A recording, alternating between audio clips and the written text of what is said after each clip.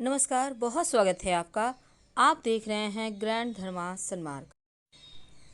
हर कोई चाहता है जीवन में खूब खुशियां हों, तकलीफ़ें ना हो और चाहना भी जायज़ है।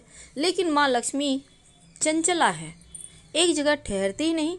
अब ऐसे में माँ लक्ष्मी की कृपा बरसती रहे और आपके जीवन में खुशियाँ ज़्यादा हो, तकलीफ़ें कम हो। क्योंकि हम ऐसा नहीं कह सकते कि तकलीफ़ें हो ही ना, क्योंकि सुख दुख तो लगा ही रहता है, दोनों ही भाई हैं। इसलिए कम हो तकलीफ़ें और खुशियाँ ज़्यादा हो। क्या करें? बहुत सिंपल तरीके से हम आपको एक छोटा सा प्रयोग बताएंगे। आप अपने घर में जैसे रोज़ काम करते हैं वैसे ही कीजिए, बस थोड़ा सा उसमें बदलाव लाना है। घर में जब आप सुबह सुबह सोकर उठते हैं ना, तब एक छोटा सा काम करना है। लेकिन एक बात हमेशा ही याद रखिए, अपने घर को हमेशा साफ सुथरा और व्यवस्थित रखिए। हर एक सामान को करीने से सजा कर रखिए। अव्यवस्थित चीज़ें घर के वातावरण को दूषित करता है, निगेटिविटी को बढ़ा देता है, मानसिक परेशानियों में उलझा देता है। घर में जब आप साफ सफाई करते हैं, सुबह सुबह जब उठते हैं सोकर, जब आप घर का मुख्य दरवाज़ा मेन डोर खोलते हैं, तब 2-4 बूंद गंगा जल घर के चौखट में ज़रूर डाल दें। अगर गंगा जल ना हो तो प्लेन वाटर आप डाल सकते हैं, कोई दिक्कत नहीं है। और शनिवार रविवार के दिन एक नियम बना लें, घर के मुख्य दरवाजे के बाहर की सफाई में पहले झाड़ू ना लगवाकर पहले पानी डलवाएं, फिर झाड़ू लगवाएं। इससे क्या होगा, जो भी अगर किसी ने कुछ किया होगा आप लोगों के ऊपर तो वापस से उसी के पास चला जाएगा। जब आप घर में पोछा लगवाते हैं, झाड़ू लगवाते हैं, तो हमेशा ही एक बात ध्यान रखें कि जब आप पोछा लगवाते हैं ना, सफाई करवाते हैं, तो पोछे के पानी में नमक या फिर फिटकरी डालकर ही लगवाएं। कोई भी नमक यूज कर सकते हैं, कोई भी फिटकरी यूज कर सकते हैं, कोई दिक्कत नहीं है। अपने घर के मेन दरवाजे को, मेन डोर को हमेशा ही साफ सुथरा खूबसूरत बनाए रखें। एकदम से कलर वगैरह करके खूबसूरत तरीके से सजा कर रखें। आम के पत्तों का या अशोक के पत्तों का बंधनवार लगाइए, जिसको हम तोरण कहते हैं।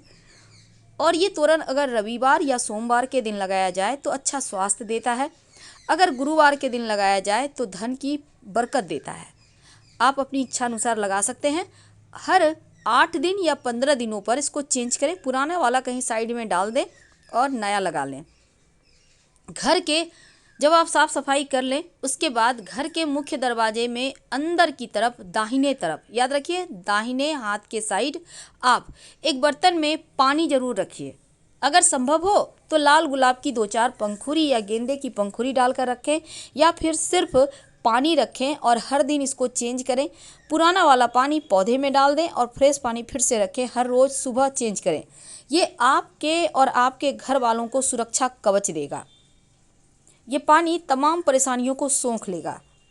गणेश जी की तस्वीर हर किसी के घर में होता है, लेकिन याद रखिएगा गणेश जी के पीठ में दैवता का निवास होता है। तो तस्वीर ऐसा लगाइए कि उनकी पीठ घर से बाहर की तरफ हो, अंदर की तरफ ना हो। यानी घर में आपको गणेश जी की तस्वीर अंदर की तरफ से लगानी है, पर पीठ बाहर की तरफ हो। दक्षिण पश्चिम साइड में मत लगाइएगा। जब भी लगाइए आप पूरब साइड या उत्तर दिशा में लगा सकते हैं। गणेश जी के माथे पर 3 मोर पंख सजाइए। यह घर के वास्तु दोष को दूर करता है। याद रखिए 3 मोर पंख सजाना है। जब आप नियमित रूप से पूजा पाठ तो करते होंगे, स्नान करते हैं, तो भगवान सूर्य को 1 लोटा जल जरूर अर्पित करें, आप कुछ करें या ना करें। और आपके घर में छोटे बच्चे हैं तो 27 बार गायत्री मंत्र या तो पढ़ के सुनाएं या फिर उनको अभ्यास करवा लें। इस गायत्री मंत्र एक ऐसा मंत्र है, अगर आप नियमित रूप से जप करते हैं या बच्चों को करवाते हैं तो एक सुरक्षा कवच सी उनके पास होती है। तमाम विपरीत परिस्थितियों में भी सुरक्षित बाहर आ जाते हैं। हमेशा ही आप फ्रेश होते होंगे, व्यवस्थित रहिए, खूबसूरत कपड़े पहनिए, खूबसूरत रंगों वाले कपड़े पहनिए और फटे पुराने कपड़े, पुराना तो पहन सकते हैं पर फटा हुआ ना पहने। और एक साथ मिलकर हाथ बटाइए घर के कामों में। इनसे क्या होता है, खुशियाँ बनती है, पकती हैं खुशियाँ, घर में बरकत आती है। क्योंकि जब आप लोग खुश होते हैं, एक दूसरे का साथ देते हैं, तो एक अंदर से सकारात्मक ऊर्जा का प्रवाह होता है और ये पूरे घर के वातावरण को चेंज कर देता है, खूबसूरत कर देता है। दही का प्रयोग जरूर कीजिए दोपहर के खाने में। शुक्र भी मजबूत होगा और शुक्र से ही जीवन में सुख साधन ऐश्वर्य बढ़ता है। तो दही जरूर खाइए।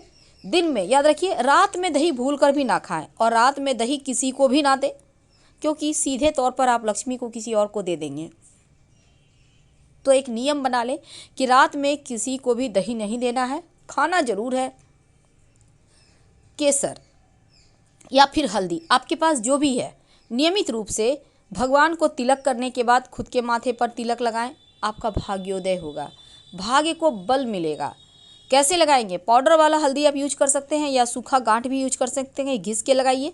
या फिर आप कैसे यूज करना चाहते हैं तो एक कटोरी में थोड़ा सा पानी ले लें, 2-4 बूंद, उसमें एक चुटकी आप केसर डाल दें।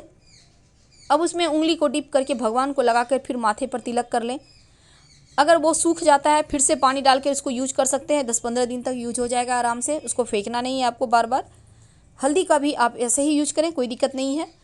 और घर में जब दिया बाती करते हैं तो लाल धागे की बाती ही कीजिएगा। दीपक में अगर घी का दिया जलाते हैं तो, तेल का जलाते हैं तब रुई की बाती जला सकते हैं।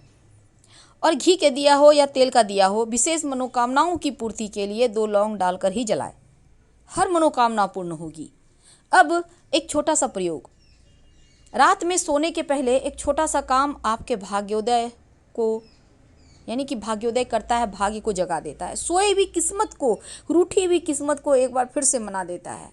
क्या करेंगे? आपके घर में गुलाब का, मोगरे का या फिर चंदन का कोई ना कोई इत्र तो होगा ही। एक नियम बना लें। क्या करेंगे?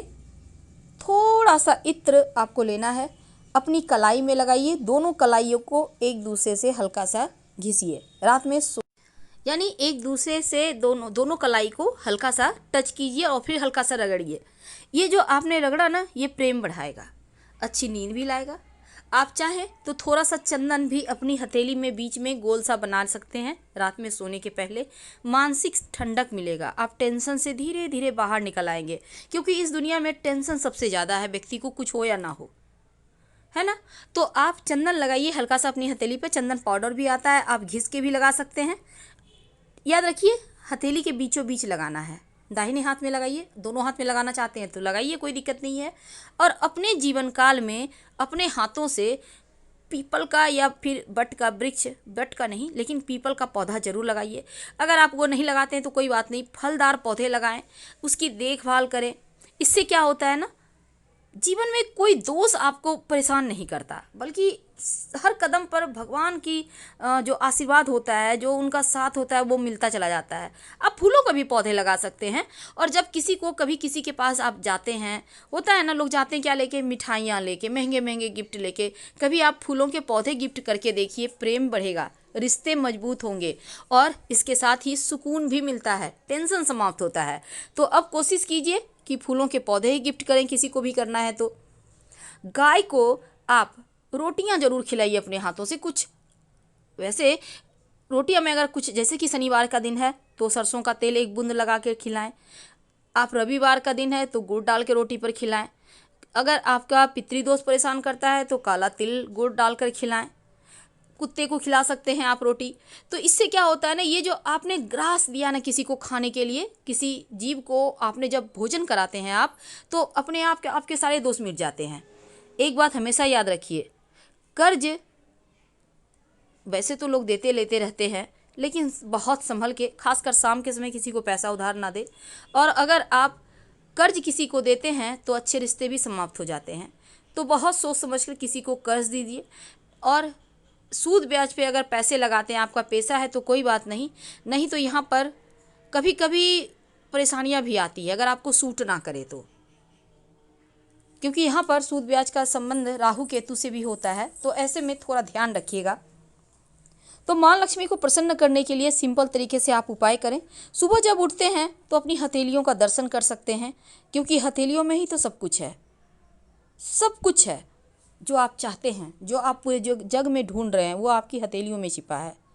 तो आपका भाग्य खुद आपके पास है। कभी भाग्य को कोसे नहीं कि मेरा भाग्य खराब है, कभी नहीं बोलें, क्योंकि आपका बात कहीं आप ही को न लग जाए। हमेशा अच्छा बोलें और अच्छा सोचें, और घर में किसी से भी अपशब्द ना कहें। जब भी बात करें मीठे वचन में और सही शब्द का यूज करें, नहीं तो लक्ष्मी रूठ जाएगी। तो फिलहाल विदा लेते हैं। हर हर महादेव। धन्यवाद।